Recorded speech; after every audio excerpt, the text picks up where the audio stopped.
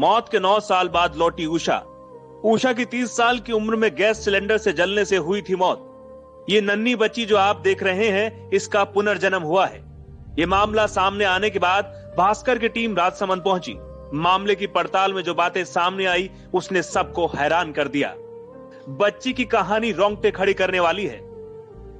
नाथद्वारा से सटे गांव में रतन सिंह रहते हैं। उनकी 5 बेटियां हैं, लेकिन पिछले 1 साल से उनकी सबसे छोटी बेटी किंजल बार बार अपने भाई से मिलने की बात कह रही थी।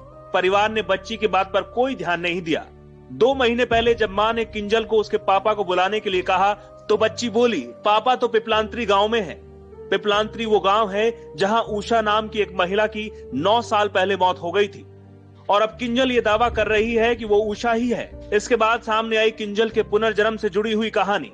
कहीं नहीं यूस बोले हो कि मैं उनकी चाय बनाई जो मैं क्यों तो पापा ने चाय दे जो ने ये 5 बहना जो है ना, बड़ी वाली बहन रो नाम ली तो कि मैंने कौन बुलाया, मैं क्यों बुलाऊं, हमारे पापा थोड़ी है।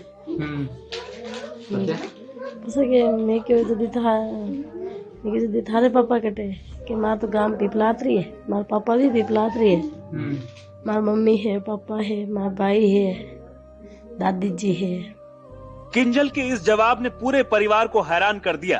किंजल ने जो आगे का किस्सा बताया, ये सुनकर उसकी मां सन्न रह गई। पिछले जन्म का जिक्र करते हुए उसने बताया कि 9 साल पहले आग लगने से उसकी मौत हो गई थी। ये बात आसपास के गांवों में आग की तरह फैल गई। ये कहानी जब पिपलांत्री गांव के रहने वाले उषा के भाई पंकज को पता चली, तो वो परावल पहुंचा, जिसे देखकर किंजल दौड़कर भाई से मिलने के लिए बाहर आ गई। फोन में मां और उषा का फोटो दिखाया तो वो फूट फूट कर रोने लगी। हम गए थे तो वो एक कमरे में थी, जो वो दौड़कर बाहर आई थी और मेरे को भी पहचाना और मेरे मम्मी का फोटो बताया था तो वो भी पहचान गई और मेरा फोन लेके वो रोने लग गई थी, एक कमरे में कैद हो गई थी। बच्ची ने पंकज को जो बातें बताई, उसके बाद पंकज को यकीन हो गया वो उसकी बहन उषा ही है। जो वो बात बता रही थी वो तो हमारे घर पे सब वो मिल गए थे। क्या क्या बता रही थी वो? हमारे घर के बाहर वो फूल बता रही, तो फूल भी है और हमारे खेत पर एक कमरा जैसा बना हुआ है तो वो भी है। इसके बाद किंजल बार बार परिवार से मिलने की जिद करने लगी और 14 जनवरी को किंजल अपनी मां और दादा समेत परिवार के कुछ लोगों के साथ पिपलांत्री गांव पहुंची।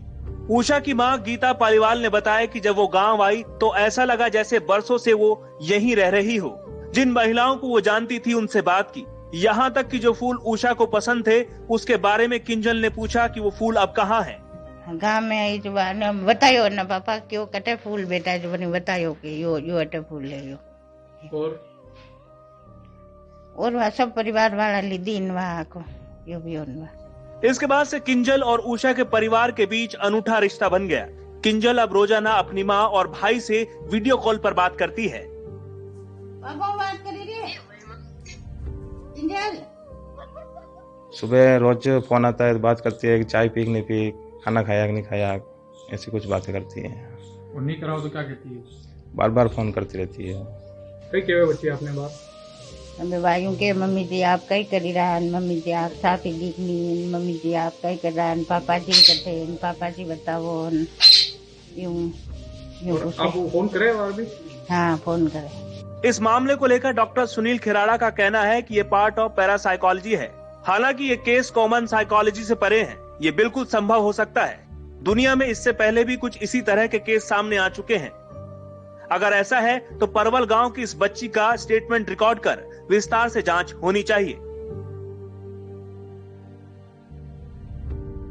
4 वर्षीय